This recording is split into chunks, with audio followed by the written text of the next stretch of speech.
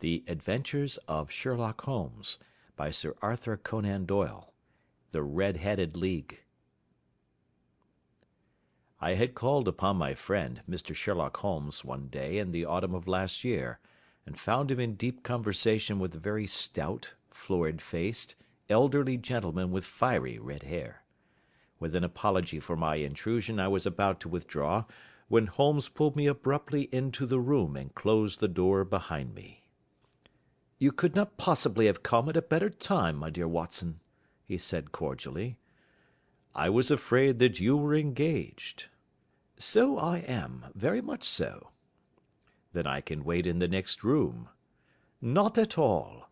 This gentleman, Mr. Wilson, has been my partner and helper in many of my most successful cases, and I have no doubt that he will be of the utmost use to me and yours also." The stout gentleman half rose from his chair and gave a bob of greeting, with a quick little questioning glance from his small, fat encircled eyes. "Try the settee," said Holmes, relapsing into his armchair and putting his fingertips together, as was his custom when in judicial moods. "I know, my dear Watson, that you share my love of all that is bizarre and outside the conventions and humdrum routine of everyday life. You have shown your relish for it by the enthusiasm which has prompted you to chronicle, and, if you will excuse my saying so, somewhat to embellish so many of my own little adventures." "Your cases have indeed been of the greatest interest to me," I observed.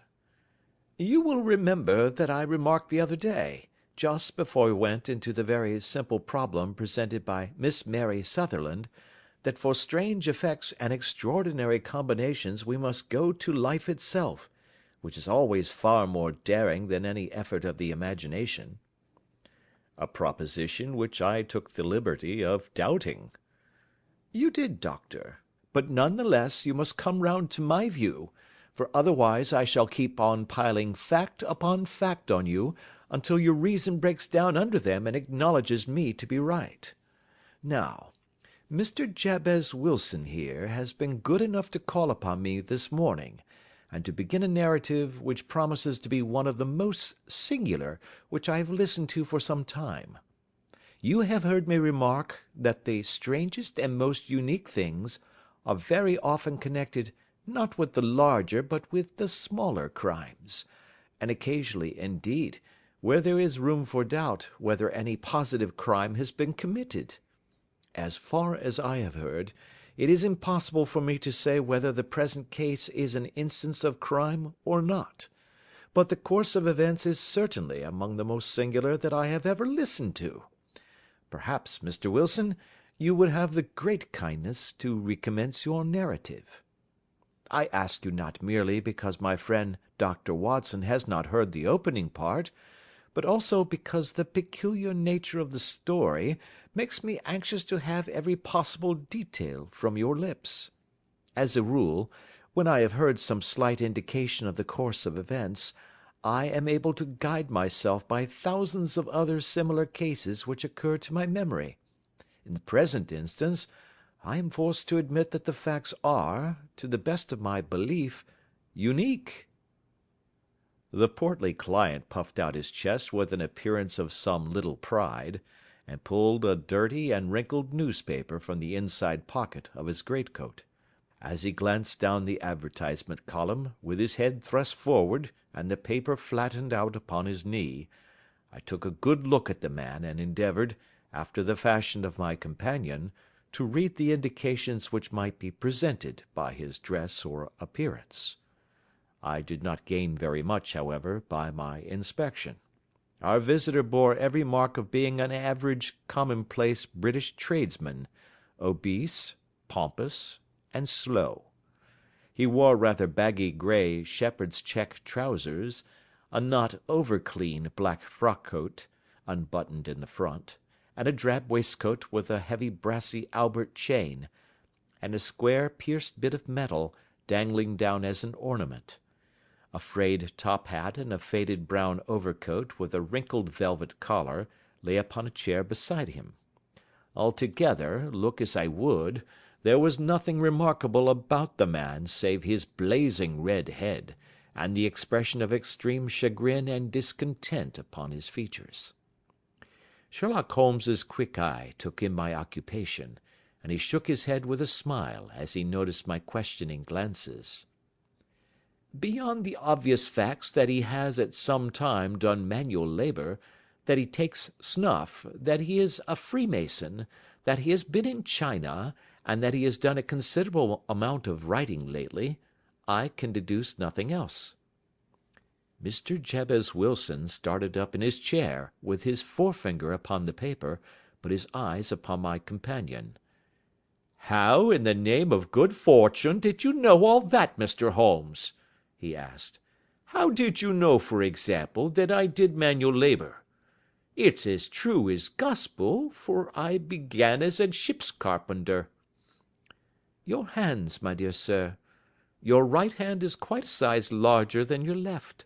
You have worked with it, and the muscles are more developed."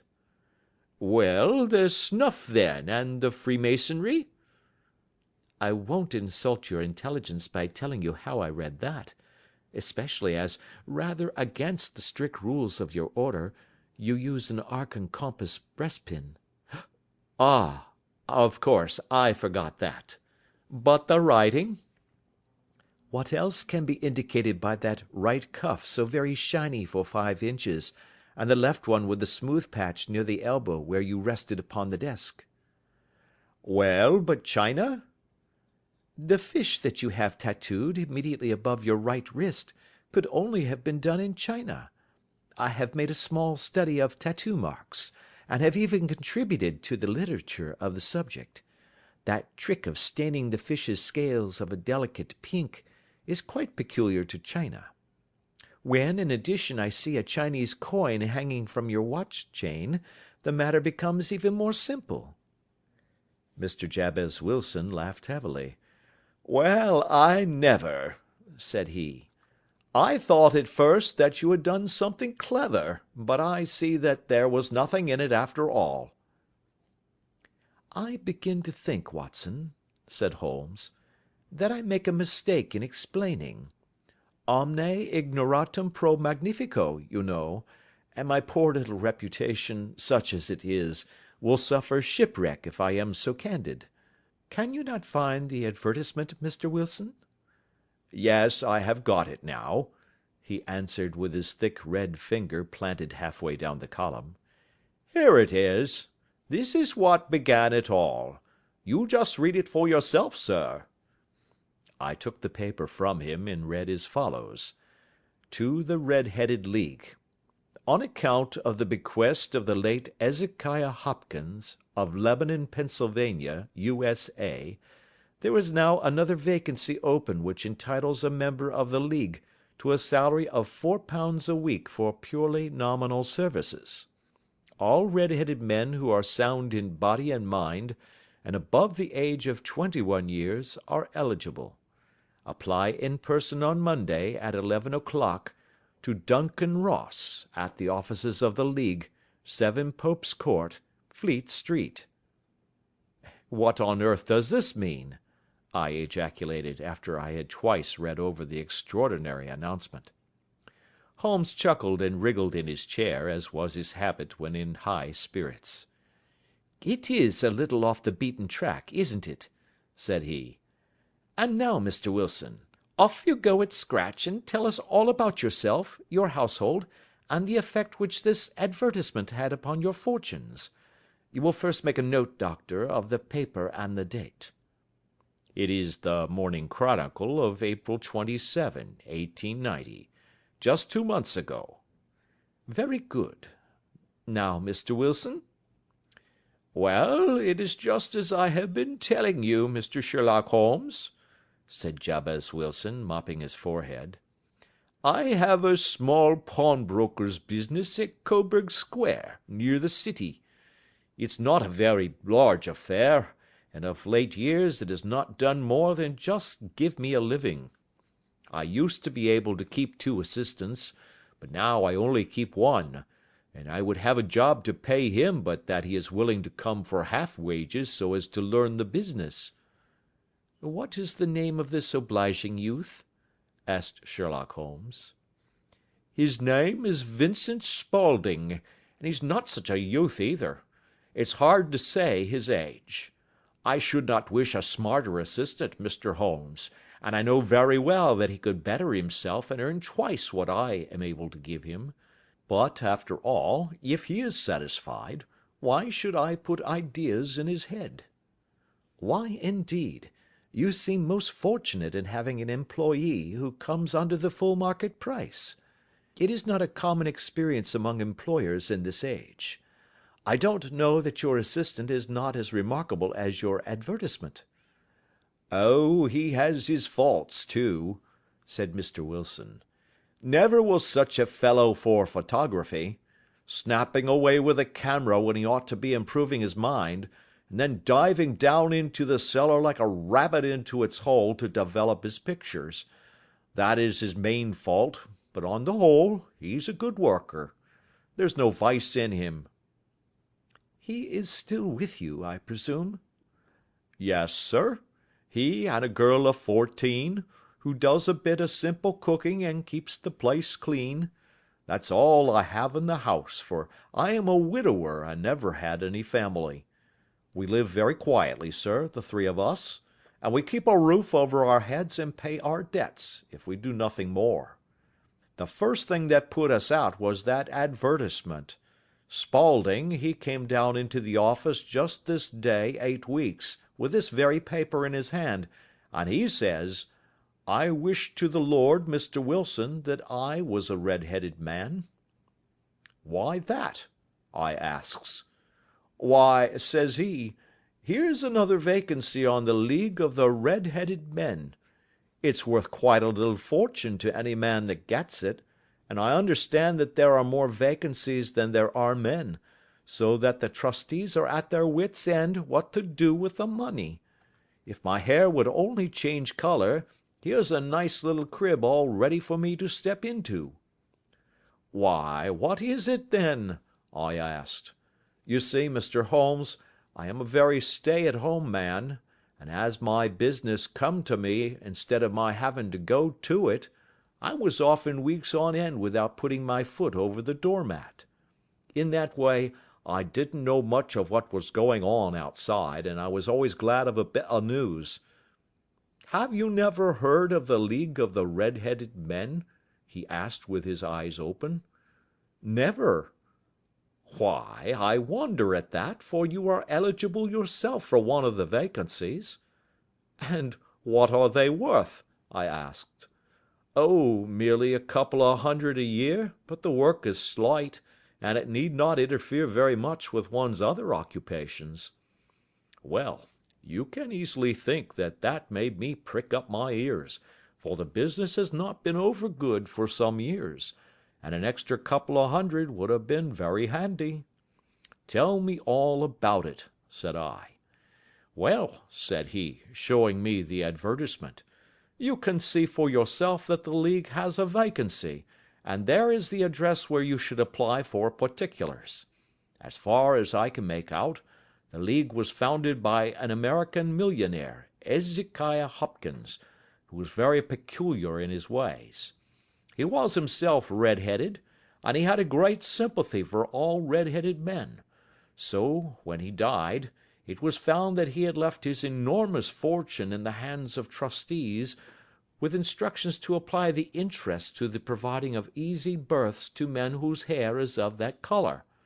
From all I hear, it is splendid pay and very little to do." "But," said I, "there would be millions of red-headed men who would apply." "Not so many as you might think," he answered. "You see, it is really confined to Londoners and to grown men. This American had started from London when he was young, and he wanted to do the old town a good turn. Then, again, I have heard it is no use your applying if your hair is light red, or dark red, or anything but real bright, blazing, fiery red. Now, if you cared to apply, Mr. Wilson, you would just walk in, but perhaps it would hardly be worth your while to put yourself out of the way for the sake of a few £100. Now, it is a fact, gentlemen, as you may see for yourselves, that my hair is of a very full and rich tint, so that it seemed to me that if there was to be any competition in the matter, I stood as good a chance as any man that I had ever met. Vincent Spaulding seemed to know so much about it that I thought he might prove useful, so I just ordered him to put up the shutters for the day, and to come right away with me. He was very willing to have a holiday, so we shut the business up and started off for the address that was given us in the advertisement. I never hope to see such a sight as that again, Mr. Holmes. From north, south, east, and west, every man who had a shade of red in his hair had tramped into the city to answer the advertisement. Fleet Street was choked with red-headed folk, and Pope's Court looked like a coster's orange barrow. I should not have thought there were so many in the whole country as were brought together by that single advertisement. Every shade of color they were, straw, lemon, orange, brick, Irish setter, liver, clay. But, as Spaulding said, there were not many who had the real vivid flame-colored tint. When I saw how many were waiting, I would have given it up in despair, but Spaulding would not hear of it. How he did it, I could not imagine, but he pushed and pulled and butted until he got me through the crowd, and right up to the steps which led to the office. There was a double stream upon the stair, some going up in hope, and some coming back dejected, but we wedged in as well as we could, and soon found ourselves in the office. "Your experience has been a most entertaining one," remarked Holmes, as his client paused and refreshed his memory with a huge pinch of snuff. "Pray continue your very interesting statement." There was nothing in the office but a couple of wooden chairs and a deal table, behind which sat a small man with a head that was even redder than mine. He said a few words to each candidate as he came up, and then he always managed to find some fault in them which would disqualify them. Getting a vacancy did not seem to be such a very easy matter, after all. However, when our turn came, the little man was much more favorable to me than to any of the others, and he closed the door as we entered, so that he might have a private word with us. "This is Mr. Jabez Wilson," said my assistant, "and he is willing to fill a vacancy in the league." "And he is admirably suited for it," the other answered. "He has every requirement. I cannot recall when I have seen anything so fine." He took a step backward, cocked his head on one side, and gazed at my hair until I felt quite bashful. Then suddenly he plunged forward, wrung my hand, and congratulated me warmly on my success. "It would be injustice to hesitate," said he. "You will, however, I am sure, excuse me for taking an obvious precaution." With that he seized my hair in both his hands and tugged until I yelled with the pain. "There is water in your eyes," said he as he released me. "I perceive that all is as it should be. But we have to be careful, for we have twice been deceived by wigs and once by paint. I could tell you tales of cobbler's wax which would disgust you with human nature." He stepped over to the window and shouted through it at the top of his voice that the vacancy was filled. A groan of disappointment came up from below, and the folk all trooped away in different directions until there was not a red head to be seen except my own and that of the manager. "My name," said he, "is Mr. Duncan Ross, and I am myself one of the pensioners upon the fund left by our noble benefactor. Are you a married man, Mr. Wilson? Have you a family?" I answered that I had not. His face fell immediately. "Dear me," he said gravely, "that is very serious indeed. I am sorry to hear you say that. The fund was, of course, for the propagation and spread of the red heads as well as for their maintenance. It is exceedingly unfortunate that you should be a bachelor." My face lengthened at this, Mr. Holmes, for I thought that I was not to have the vacancy after all, but after thinking it over for a few minutes he said that it would be all right. In the case of another, said he, the objection might be fatal, but we must stretch a point in favor of a man with such a head of hair as yours. When shall you be able to enter upon your new duties? Well, it is a little awkward, for I have a business already, said I. Oh, never mind about that, Mr. Wilson, said Vincent Spaulding. I shall be able to look after that for you. What would be the hours? I asked. 10 to 2.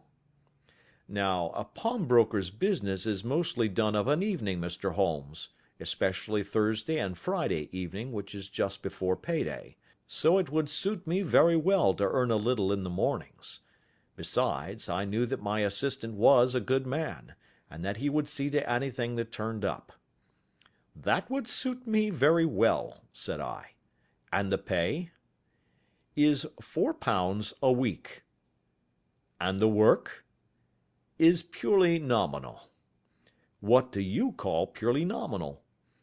Well, you have to be in the office, or at least in the building, the whole time. If you leave, you forfeit your whole position forever. The will is very clear upon that point. You don't comply with the conditions if you budge from the office during that time. It's only 4 hours a day, and I should not think of leaving, said I. No excuse will avail, said Mr. Duncan Ross. Neither sickness, nor business, nor anything else. There you must stay, or you lose your billet. And the work? Is to copy out the Encyclopaedia Britannica. There is the first volume of it in that press. You must find your own ink, pens, and blotting paper, but we provide this table and chair. Will you be ready tomorrow? Certainly, I answered.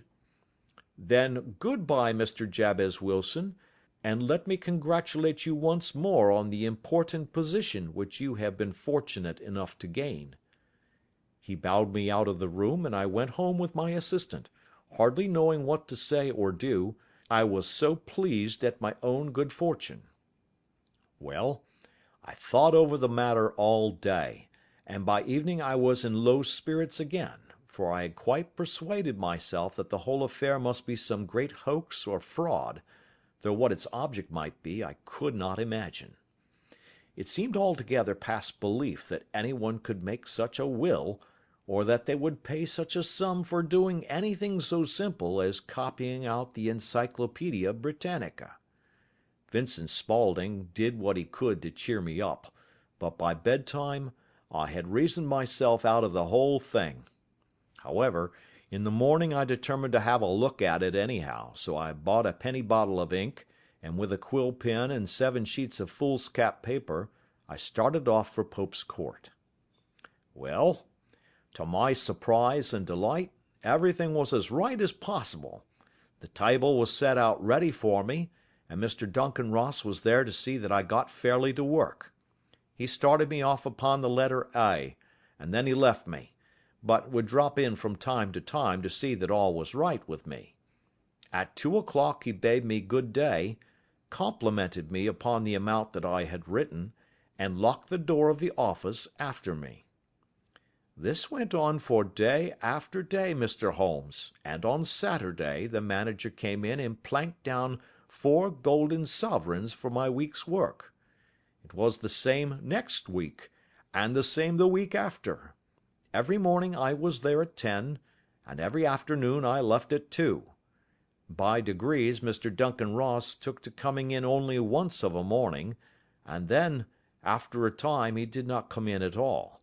Still, of course, I never dared to leave the room for an instant, for I was not sure when he might come, and the billet was such a good one, and suited me so well, that I would not risk the loss of it. 8 weeks passed away like this, and I had written about abbots, and archery, and armor, and architecture in Attica, and hoped with diligence that I might get on to the bees before very long. It cost me something in foolscap, and I had pretty nearly filled a shelf with my writings, and then suddenly the whole business came to an end. To an end? Yes, sir, and no later than this morning. I went to my work as usual at 10 o'clock, but the door was shut and locked, with a little square of cardboard hammered on to the middle of the panel with a tack. Here it is, and you can read for yourself."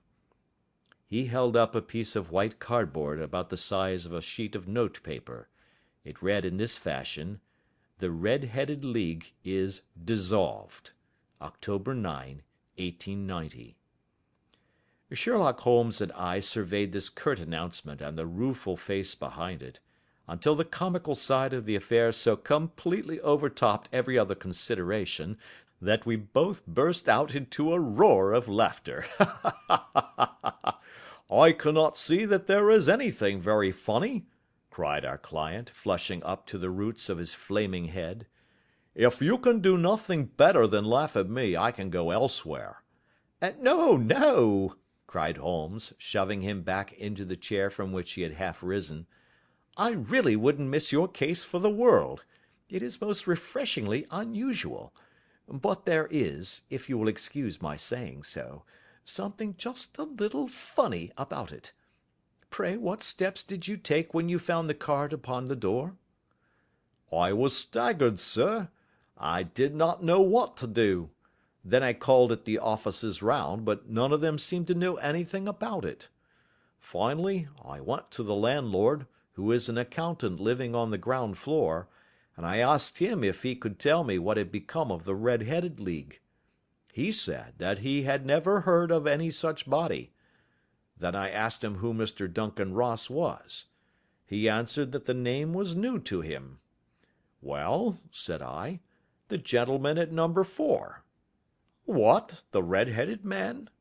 "'Yes.' "'Oh,' said he, 'his name was William Morris. He was a solicitor, and was using my room as a temporary convenience until his new premises were ready. He moved out yesterday.' "'Where could I find him?' "'Oh, at his new offices? He did tell me the address. Yes, 17 King Edward Street, near St. Paul's.' I started off, Mr. Holmes, but when I got to that address it was a manufactory of artificial knee-caps, and no one in it had ever heard of either Mr. William Morris or Mr. Duncan Ross." "And what did you do then?" asked Holmes. "I went home to Saxe Coburg Square, and I took the advice of my assistant. But he could not help me in any way. He could only say that if I waited I should hear by post. But that was not quite good enough, Mr. Holmes. I did not wish to lose such a place without a struggle. So, as I have heard that you were good enough to give advice to poor folk who were in need of it, I came right away to you." "And you did very wisely," said Holmes. "Your case is an exceedingly remarkable one, and I shall be happy to look into it. From what you have told me, I think it is possible that graver issues hang from it than might at first sight appear." "Grave enough," said Mr. Jabez Wilson. "Why, I have lost £4 a week." "As far as you are personally concerned," remarked Holmes, "I do not see that you have any grievance against this extraordinary league. On the contrary, you are, as I understand, richer by some £30, to say nothing of the minute knowledge which you have gained on every subject which comes under the letter A. You have lost nothing by them." "No, sir, but I want to find out about them, and who they are, and what their object was in playing this prank, if it was a prank, upon me. It was a pretty expensive joke for them, for it cost them £32. "We shall endeavour to clear up these points for you. And first, one or two questions, Mr. Wilson. This assistant of yours, who first called your attention to the advertisement, how long has he been with you?" "About a month then." "How did he come?" "In answer to an advertisement." "Was he the only applicant?" "No, I had a dozen."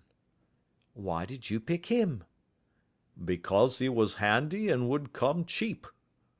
"At half wages, in fact?" "Yes." "What is he like, this Vincent Spaulding?" Small, stout built, very quick in his ways, no hair on his face, though he's not short of 30. Has a white splash of acid upon his forehead." Holmes sat up in his chair in considerable excitement. "I thought as much," said he. "Have you ever observed that his ears are pierced for earrings?" "Yes, sir. He told me that a gipsy had done it for him when he was a lad." "Hmm," said Holmes, sinking back in deep thought. "He is still with you?" "Oh, yes, sir. I have only just left him." "And has your business been attended to in your absence?" "Nothing to complain of, sir. There's never very much to do of a morning." "That will do, Mr. Wilson. I shall be happy to give you an opinion upon the subject in the course of a day or two. Today is Saturday, and I hope that by Monday we may come to a conclusion." "Well, Watson," said Holmes, when our visitor had left us, "what do you make of it all?" "I make nothing of it," I answered frankly. "It is a most mysterious business." "As a rule," said Holmes, "the more bizarre a thing is, the less mysterious it proves to be. It is your commonplace, featureless crimes which are really puzzling, just as a commonplace face is the most difficult to identify. But I must be prompt over this matter." "What are you going to do, then?" I asked. "To smoke," he answered. "It is quite a three-pipe problem, and I beg that you won't speak to me for 50 minutes." He curled himself up in his chair, with his thin knees drawn up to his hawk-like nose, and there he sat with his eyes closed and his black clay pipe thrusting out like the bill of some strange bird.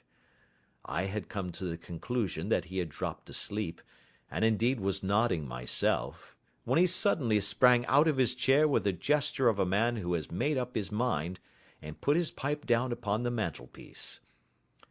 "Sarasate plays at St. James's Hall this afternoon," he remarked. "What do you think, Watson? Could your patient spare you for a few hours?" "I have nothing to do today. My practice is never very absorbing." "Then put on your hat and come. I am going through the city first, and we can have some lunch on the way. I observe that there is a good deal of German music on the programme, which is rather more to my taste than Italian or French. It is introspective, and I want to introspect. Come along." We travelled by the Underground as far as Aldersgate, and a short walk took us to Saxe Coburg Square, the scene of the singular story which we had listened to in the morning. It was a poky, little, shabby genteel place, where 4 lines of dingy 2-storied brick houses looked out into a small railed-in enclosure, where a lawn of weedy grass and a few clumps of faded laurel bushes made a hard fight against a smoke-laden and uncongenial atmosphere. 3 gilt balls and a brown board with Jabez Wilson in white letters upon a corner house announced the place where our red-headed client carried on his business. Sherlock Holmes stopped in front of it with his head on one side and looked it all over, with his eyes shining brightly between puckered lids. Then he walked slowly up the street and then down again to the corner, still looking keenly at the houses. Finally he returned to the pawnbroker's, and, having thumped vigorously upon the pavement with his stick 2 or 3 times, he went up to the door and knocked. It was instantly opened by a bright-looking, clean-shaven young fellow, who asked him to step in. "Thank you," said Holmes. "I only wished to ask you how you would go from here to the Strand." "Third right, fourth left," answered the assistant promptly, closing the door. "Smart fellow, that," observed Holmes as we walked away. "He is, in my judgment, the 4th smartest man in London, and for daring I am not sure that he has not a claim to be 3rd. I have known something of him before." "Evidently," said I, "Mr. Wilson's assistant counts for a good deal in this mystery of the Red-Headed League. I am sure that you inquired your way merely in order that you might see him." "Not him." "What then?" "The knees of his trousers." And what did you see? What I expected to see. Why did you beat the pavement? My dear doctor, this is a time for observation, not for talk. We are spies in an enemy's country. We know something of Saxe Coburg Square. Let us now explore the parts which lie behind it. The road in which we found ourselves as we turned round the corner from the retired Saxe Coburg Square presented as great a contrast to it as the front of a picture does to the back. It was one of the main arteries which conveyed the traffic of the city to the north and west. The roadway was blocked with the immense stream of commerce flowing in a double tide inward and outward, while the footpaths were black with the hurrying swarm of pedestrians. It was difficult to realize, as we looked at the line of fine shops and stately business premises, that they really abutted on the other side upon the faded and stagnant square which we had just quitted. "Let me see," said Holmes, standing at the corner and glancing along the line. "I should like just to remember the order of the houses here. It is a hobby of mine to have an exact knowledge of London. There is Mortimer's, the tobacconist, the Coburg branch of the City and Suburban Bank, the Vegetarian Restaurant, and McFarlane's Carriage Building Depot. That carries us right on to the other block. And now, doctor, we've done our work, so it's time we had some play. A sandwich and a cup of coffee, and then off to Violin Land, where all is sweetness and delicacy and harmony, and there are no red-headed clients to vex us with their conundrums." My friend was an enthusiastic musician, being himself not only a very capable performer, but a composer of no ordinary merit.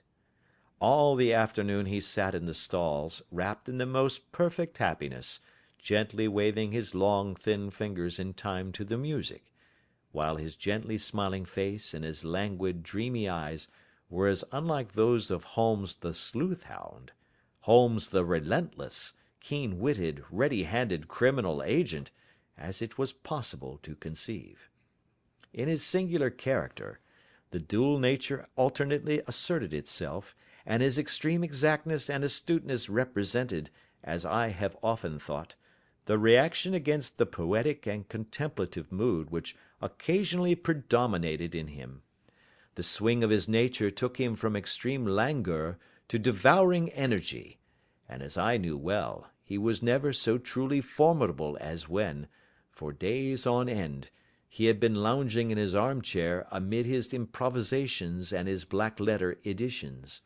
Then it was that the lust of the chase would suddenly come upon him, and that his brilliant reasoning power would rise to the level of intuition, until those who were unacquainted with his methods would look askance at him as on a man whose knowledge was not that of other mortals. When I saw him that afternoon so enwrapped in the music at St. James's Hall, I felt that an evil time might be coming upon those whom he had set himself to hunt down. "You want to go home, no doubt, doctor?" he remarked as we emerged. "Yes, it could be as well." "And I have some business to do which will take some hours. This business at Coburg Square is serious." "Why serious?" "A considerable crime is in contemplation. I have every reason to believe that we shall be in time to stop it. But today being Saturday rather complicates matters. I shall want your help tonight." "At what time?" 10 will be early enough." "I shall be at Baker Street at 10." "Very well. And, I say, doctor, there may be some little danger, so kindly put your army revolver in your pocket."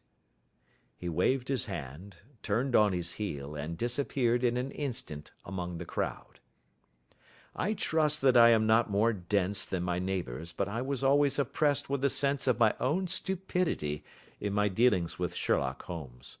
Here I had heard what he had heard, I had seen what he had seen, and yet from his words it was evident that he saw clearly not only what had happened but what was about to happen, while to me the whole business was still confused and grotesque. As I drove home to my house in Kensington, I thought over it all, with the extraordinary story of the red-headed copier of the Encyclopedia, down to the visit to Saxe Coburg Square, and the ominous words with which he had parted from me. What was this nocturnal expedition, and why should I go armed? Where were we going, and what were we to do?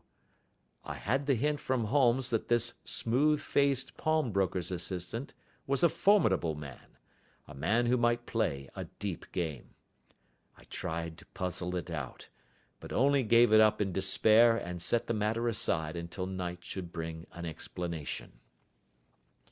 It was 9:15 when I started from home and made my way across the park, and so through Oxford Street to Baker Street. 2 hansoms were standing at the door, and as I entered the passage I heard the sound of voices from above. On entering his room, I found Holmes in animated conversation with 2 men, one of whom I recognized as Peter Jones, the official police agent, while the other was a long, thin, sad-faced man, with a very shiny hat and oppressively respectable frock coat. "Ha! Our party is complete," said Holmes, buttoning up his pea-jacket, and taking his heavy hunting crop from the rack. "Watson, I think you know Mr. Jones of Scotland Yard? Let me introduce you to Mr. Merryweather, who is to be our companion in tonight's adventure." "We're hunting in couples again, Doctor, you see," said Jones in his consequential way. "Our friend here is a wonderful man for starting a chase. All he wants is an old dog to help him do the running down." "I hope a wild goose may not prove to be the end of our chase," observed Mr. Merryweather gloomily. "You may place considerable confidence in Mr. Holmes, sir," said the police agent loftily. "He has his own little methods, which are, if you won't mind my saying so, just a little too theoretical and fantastic, but he has the makings of a detective in him. It is not too much to say that once or twice, as in that business of the Sholto murder and the Agra treasure, he has been more nearly correct than the official force." "Oh, if you say so, Mr. Jones, it is all right," said the stranger, with deference. "Still, I confess that I miss my rubber. It is the first Saturday night for 27 years that I have not had my rubber." "I think you will find," said Sherlock Holmes, "that you will play for a higher stake tonight than you have ever done yet, and that the play will be more exciting. For you, Mr. Merryweather, the stake will be some £30,000, and for you, Jones, it will be the man upon whom you wish to lay your hands." "John Clay, the murderer, thief, smasher, and forger. He's a young man, Mr. Merryweather, but he is at the head of his profession, and I would rather have my bracelets on him than on any criminal in London. He's a remarkable man, is young John Clay. His grandfather was a royal duke, and he himself has been to Eton and Oxford. His brain is as cunning as his fingers, and though we meet signs of him at every turn, we never know where to find the man himself. He'll crack a crib in Scotland one week, and be raising money to build an orphanage in Cornwall the next. I've been on his track for years and have never set eyes on him yet." "I hope that I may have the pleasure of introducing you tonight. I've had 1 or 2 little turns also with Mr. John Clay, and I agree with you that he is at the head of his profession. It is past 10, however, and quite time that we started. If you two will take the first hansom, Watson and I will follow in the second." Sherlock Holmes was not very communicative during the long drive, and lay back in the cab humming the tunes which he had heard in the afternoon. We rattled through an endless labyrinth of gas-lit streets until we emerged into Farrington Street. "We are close there now," my friend remarked. "This fellow Merryweather is a bank director, and personally interested in the matter. I thought it as well to have Jones with us also. He is not a bad fellow, though an absolute imbecile in his profession. He has one positive virtue: he is as brave as a bulldog, and as tenacious as a lobster if he gets his claws upon anyone. Here we are, and they are waiting for us." We had reached the same crowded thoroughfare in which we had found ourselves in the morning. Our cabs were dismissed, and following the guidance of Mr. Merryweather, we passed down a narrow passage and through a side door, which he opened for us. Within there was a small corridor, which ended in a very massive iron gate. This also was opened, and led down a flight of winding stone steps, which terminated at another formidable gate. Mr. Merryweather stopped to light a lantern, and then conducted us down a dark, earth-smelling passage, and so, after opening a third door, into a huge vault or cellar, which was piled all round with crates and massive boxes. "You are not very vulnerable from above," Holmes remarked as he held up the lantern and gazed about him. "Nor from below," said Mr. Merryweather, striking his stick upon the flags which lined the floor. "Why, dear me, it sounds quite hollow," he remarked, looking up in surprise. "I must really ask you to be a little more quiet," said Holmes severely. "You have already imperilled the whole success of our expedition. Might I beg that you would have the goodness to sit down upon one of these boxes, and not to interfere?" The solemn Mr. Merryweather perched himself upon a crate, with a very injured expression upon his face, while Holmes fell upon his knees upon the floor, and, with the lantern and a magnifying lens, began to examine minutely the cracks between the stones. A few seconds sufficed to satisfy him, for he sprang to his feet again, and put his glass in his pocket. "We have at least an hour before us," he remarked, "for they can hardly take any steps until the good pawnbroker is safely in bed. Then they will not lose a minute, for the sooner they do their work the longer time they will have for their escape. We are at present, Doctor, as no doubt you have divined, in the cellar of the City branch of one of the principal London banks. Mr. Merryweather is the chairman of directors, and he will explain to you that there are reasons why the more daring criminals of London should take a considerable interest in this cellar at present." "It is our French gold," whispered the director. "We have had several warnings that an attempt might be made upon it." "Your French gold?" "Yes. We had occasion some months ago to strengthen our resources, and borrowed for that purpose 30,000 napoleons from the Bank of France. It has become known that we have never had occasion to unpack the money, and that it is still lying in our cellar. The crate upon which I sit contains 2,000 napoleons packed between layers of lead foil. Our reserve of bullion is much larger at present than is usually kept in a single branch office, and the directors have had misgivings upon the subject." "Which were very well justified," observed Holmes. "And now it is time that we arranged our little plans. I expect that within an hour matters will come to a head. In the meantime, Mr. Merryweather, we must put the screen over that dark lantern." "And sit in the dark?" "I am afraid so. I had brought a pack of cards in my pocket, and I thought that, as we were a partie carrée, you might have your rubber after all. But I see that the enemy's preparations have gone so far that we cannot risk the presence of a light. And, first of all, we must choose our positions. These are daring men, and though we shall take them at a disadvantage, they may do us some harm unless we are careful. I shall stand behind this crate, and do you conceal yourselves behind those. Then, when I flash a light upon them, close in swiftly. If they fire, Watson, have no compunction about shooting them down." I placed my revolver, cocked, upon the top of the wooden case behind which I crouched. Holmes shot the slide across the front of his lantern and left us in pitch darkness, such an absolute darkness as I have never before experienced. The smell of hot metal remained to assure us that the light was still there, ready to flash out at a moment's notice. To me, with my nerves worked up to a pitch of expectancy, there was something depressing and subduing in the sudden gloom, and in the cold, dank air of the vault. "They have but one retreat," whispered Holmes. "That is back through the house into Saxe Coburg Square. I hope that you have done what I asked you, Jones." "I have an inspector and 2 officers waiting at the front door." "Then we have stopped all the holes, and now we must be silent and wait." What a time it seemed! From comparing notes afterwards it was but an hour and a quarter. Yet it appeared to me that the night must have almost gone, and the dawn be breaking above us.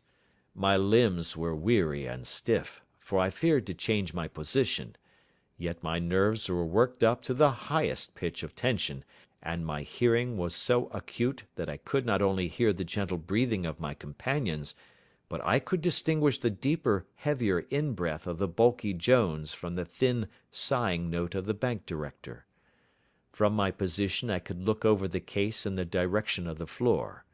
Suddenly, my eyes caught the glint of a light.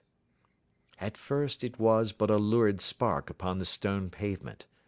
Then it lengthened out until it became a yellow line, and then, without any warning or sound, a gash seemed to open, and a hand appeared, a white, almost womanly hand, which felt about in the centre of the little area of light.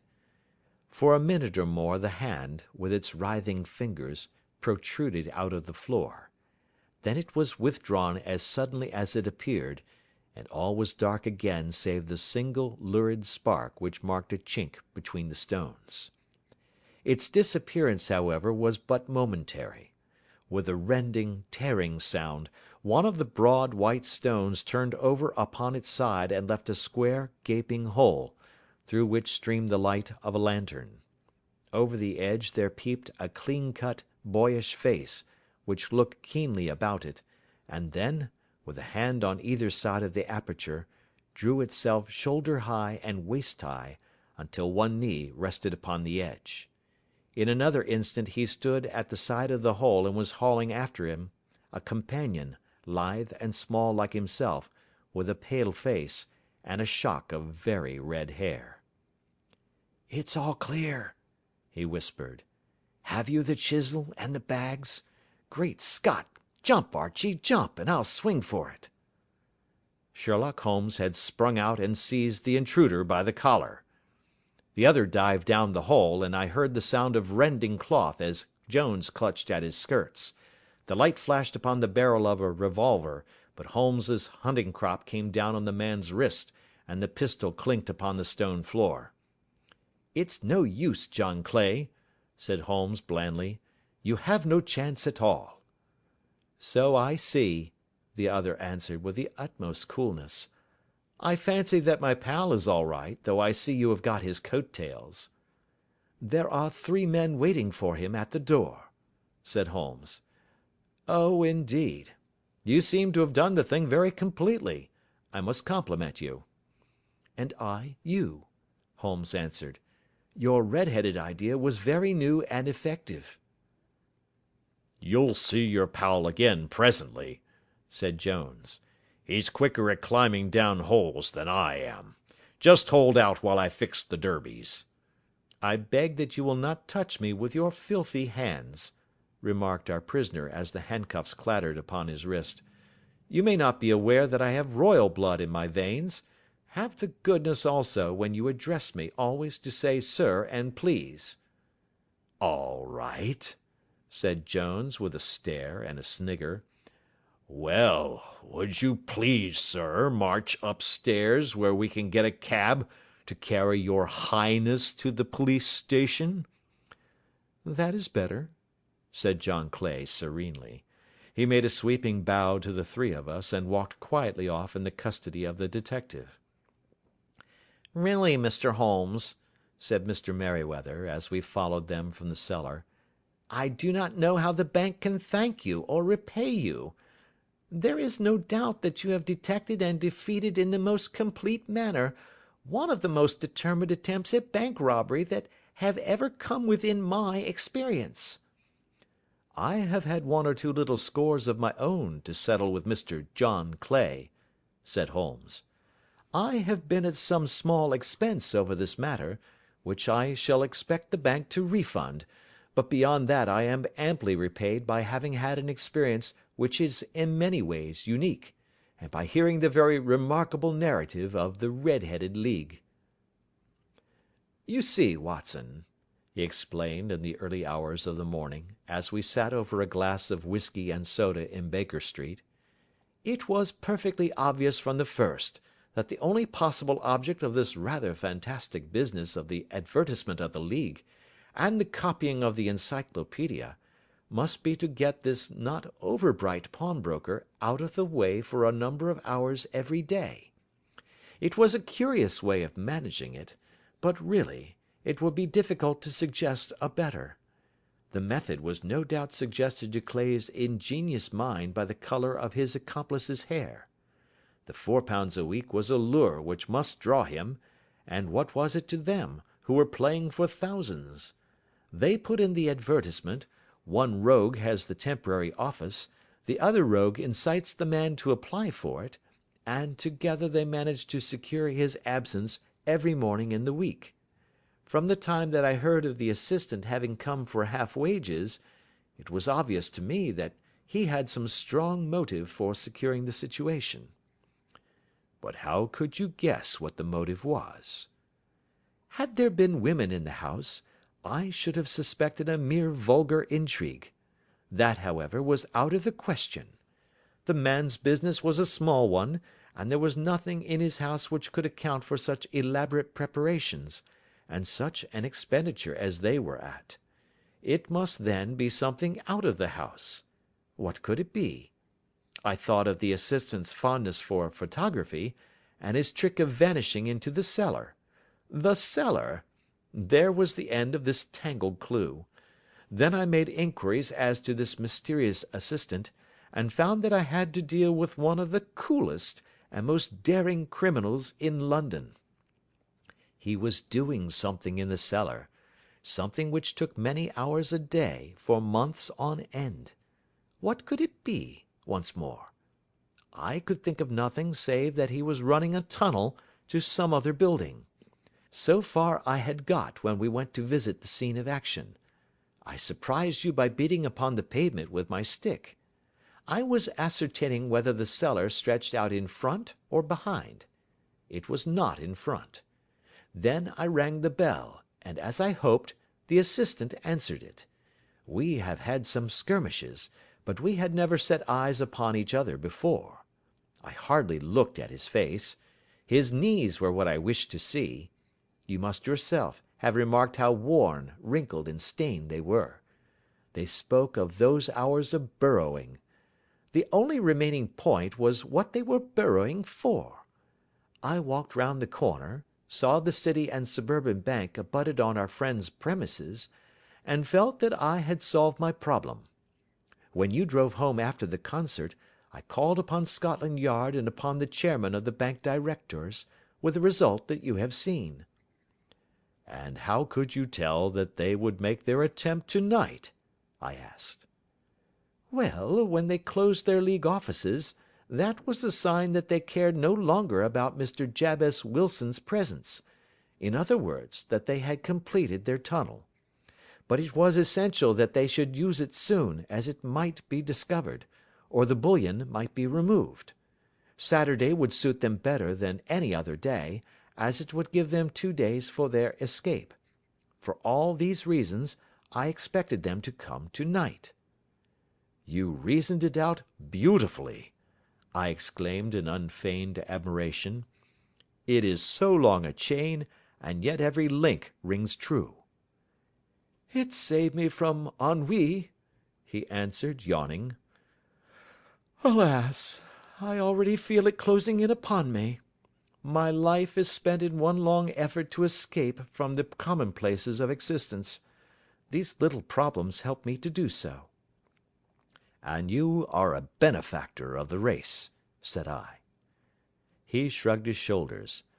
"Well, perhaps, after all, it is of some little use," he remarked. "L'homme c'est rien, l'œuvre c'est tout," as Gustave Flaubert wrote to George Sand. End of Adventure 2